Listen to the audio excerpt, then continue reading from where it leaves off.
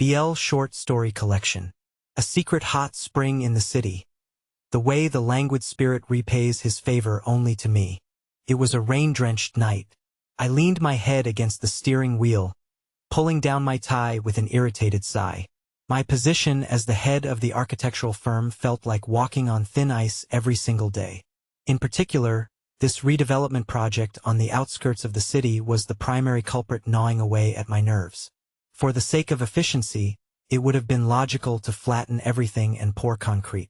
Yet, right before the excavation work began, I completely overturned the blueprints. It was because of an inexplicable pressure and a strange, lingering guilt I felt the moment they prepared to chop down the massive, centuries-old Zelkova tree crouching in the center of the site. In the end, I redirected the design to preserve the tree and its surrounding forest. In return, I had spent months enduring the constant reprimands of executives and the endless complaints of subcontractors, suffering from a severe case of insomnia. My head throbbed as if it were about to split open, so I stepped out of my car and just started walking aimlessly. It was an unfamiliar alleyway shrouded in thick fog. Had such a dirt path always existed in the middle of the city? Instead of the usual exhaust fumes, the heavy scent of rain-soaked earth and the dense aroma of wood filled my lungs. Drawn by the smell, I moved my feet. Beyond the fog, a massive hammock appeared, its red and blue lanterns swaying gently in the mist. It was a tranquil hot spring bathhouse, completely severed from the rest of the world, where the only sound was the steady dripping of rainwater from the eaves. Crossing the threshold of the half-open gate, an unbelievable sight met my eyes. Tiny, child-sized figures came scurrying toward me. Looking closer, they did not have human faces. They were creatures wearing rustic wooden masks shaped like rabbits, foxes, and badgers. The moment they saw me, they placed the clean, fluffy towels they were carrying onto the ground and bowed deeply on the spot.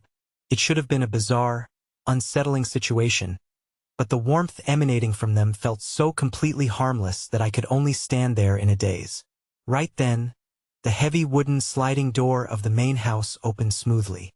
"I told you not to cause a stir." It was a voice as clear and pristine as the ringing of wind chimes in the breeze. The man who stepped over the threshold was wrapped in layers of thin, white cotton hanbok. With every step he took, there was the soft rustling of fabric. He had skin so pale it was almost translucent, contrasted by deep, dark eyes. As he drew closer, the scent of the deep forest mixed with the rain, and the cool aroma of the Zelkova tree seemed to open up my airways. "The rain falls so heavily tonight. You have had a long, exhausting journey." He bowed politely, like someone who had been waiting for me for a very long time. "This is a small sanctuary, a place of rest built solely for you. From the very day you spared my spreading roots and the soil I breathe in, I have been waiting in this rain for my benefactor to find his way here. Please, allow the humble master of this forest to repay his debt of gratitude." His tone was gentle and serene, as if he did not even know how to raise his voice, and his clear whisper tickled my ears. At his warm greeting, the splitting headache and the tightly wound nerves that had tortured me for days snapped and vanished like a lie. Guided by the masked animal spirits, I was led into a cozy, intimate room that offered a view of a bamboo forest through its sliding doors. The subtle fragrance of orchids drifted through the room, and the polished wooden floor was warmed by a clean, dust-free ondal. The spirits carefully helped me out of my rain-soaked suit and handed me a set of white indoor clothes woven from silk as light and soft as clouds.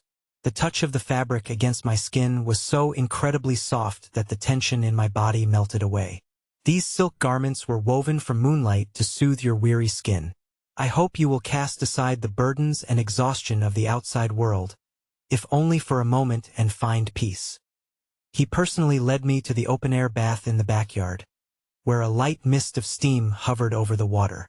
As I sank into the hot spring, the warm water, subtly infused with the scent of Zelkova, seemed to draw the exhaustion right out of my body. Sitting quietly at the edge of the bath, he used a small jade ladle to scoop water and slowly poured it over my shoulders.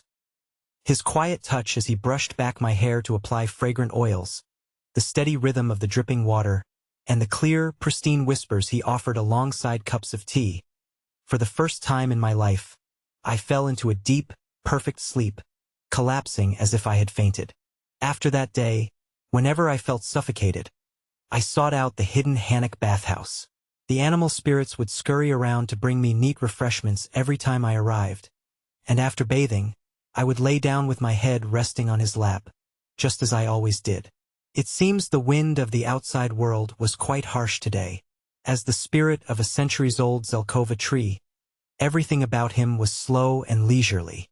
When I laid my head on his lap, he would roll up his thin silk sleeves and slowly stroke my forehead and ears with his cool fingers.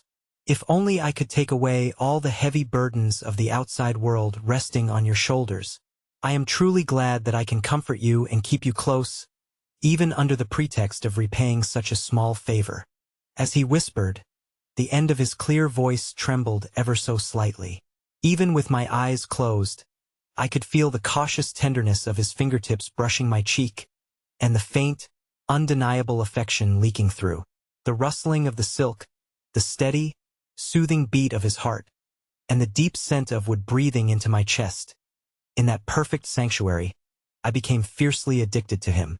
But at some point, that peace began to warp into a burning thirst. I lived a brutal, beast-like life, daily staining my hands with blood in a sordid reality. Yet this man beneath me was so utterly harmless and transparent. That clear, pristine voice that had surely never been defiled. I wanted to ruin its rhythm with my own hands. I wanted to see how that polite, formal tone would shatter beneath me, how hot his cool skin would run when the innocent packaging of gratitude and affection was torn away and soaked in my saliva. My longing for a sanctuary had, before I knew it, turned into a dark, devouring possessiveness, a desire to violate and consume the pure spirit entirely. And then came another night of torrential rain. Having been betrayed by my most trusted subordinate at the office, I barged into the bathhouse panting like a wild beast, on the verge of losing my mind. Terrified by the ominous hostility and the damp heat radiating from my body, the animal spirits scrambled to hide in the corners. Yet, sitting quietly in the room, he welcomed me with the same clear, affectionate eyes as always. Sitting on the veranda, he approached me with a dry white towel. "How did you get so drenched?" I snatched his slender wrist, still holding the towel, like a beast. "Ah!" he gasped softly, caught off guard for the first time. The moment I felt that cool body temperature, the tightly pulled thread of my sanity snapped completely. Holding his wrist, I shoved him down roughly onto the wide wooden floor. With a thud, his body collapsed helplessly onto the wooden floor, the neatly closed silk collar disheveled, revealing his pale, slender chest that looked as though it had never seen the sunlight.